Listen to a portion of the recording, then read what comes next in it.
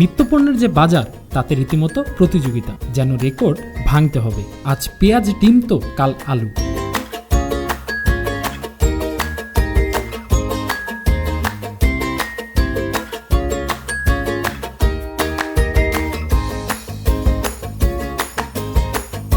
তবে এই বাজার একেবারেই আলাদা না, নিত্যপণ্য ছাড়া অন্য কিছুর বাজার না।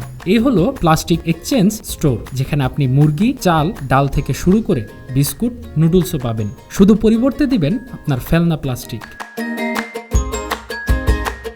মিরপুরের আরামবাগে শুক্রবার সারাদিনব্যাপী চলছে বিদ্যানন্দের এই আয়োজন। প্লাস্টিক এক্সচেঞ্জ স্টোর বাজারটা যে কনসেপ্ট, এটা আমাদের শুরু হয়ে গেছে। এটা আমরা সারা দেশেই করছি, দেশব্যাপী আসলে আমাদের এই প্রোগ্রামের সাথে বিদ্যানন্দ ফাউন্ডেশনের সাথে যুক্ত আছে স্ট্যান্ডার্ড চার্টার্ড ব্যাংক।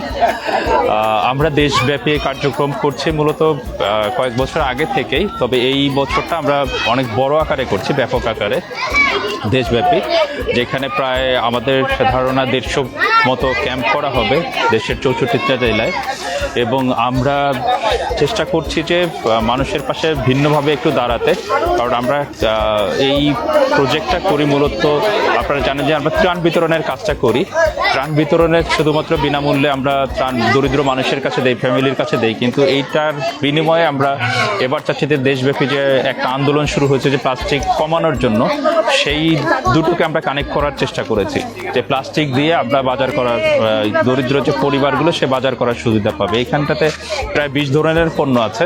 আজকে আরামবাগে, মিরপুরের যে আরামবাগে যে আয়োজনটা হচ্ছে, আমরা গত 15 দিন এখানে বিভিন্ন বস্তিতে, আরামবাগের যে বস্তিগুলো আছে সেখানে সার্ভে করেছি। এখানে প্রায় 550 মতো পরিবারকে আমরা টোকেন দিয়েছি বা জরিপ করেছিলাম।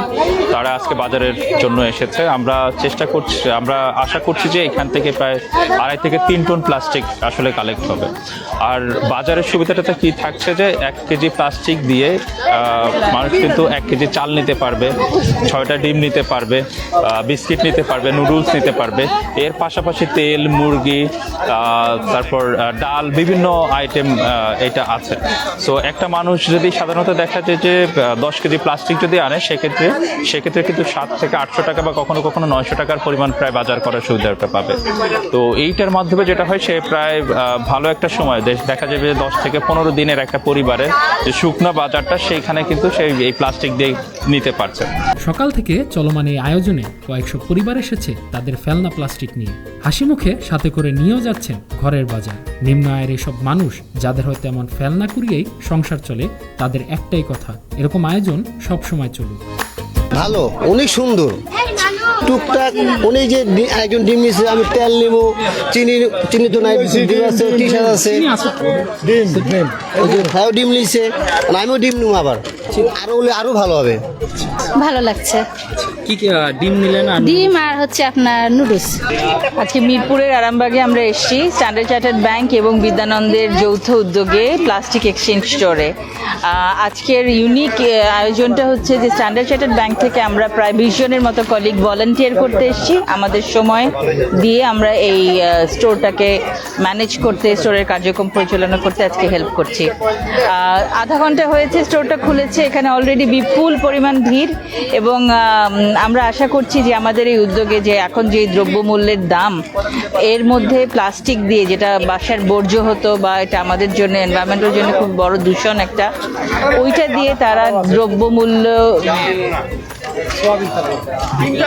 প্লাস্টিক দিয়ে তারা খুব নিত্য প্রয়োজনীয় জিনিস যেটা বাজারে কিনতে তাদের হয়তো হিমশিম খেতে হচ্ছে, তারা আজকে এটা পেয়ে যাচ্ছে খুব সহজেই।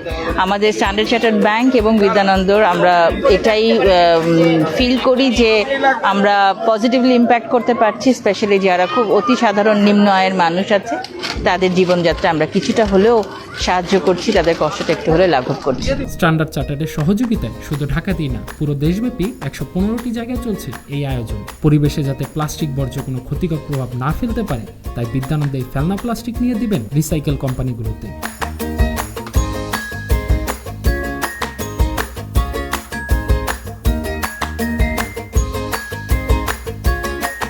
শুভ্রজয়, 1 টাকার খবর।